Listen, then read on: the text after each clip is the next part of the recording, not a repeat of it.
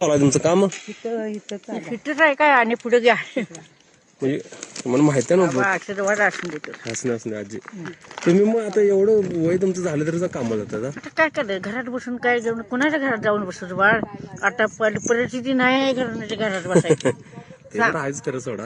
माझा लोक योग हा एक नाटू आहे ती जावा काम केल्या तू आम्हाला आता जाता जाता माझ्या देवाने नाही नाही तसं काय मग हे करू नको घ्या. बाबा माझे आशीर्वाद लागून देतो.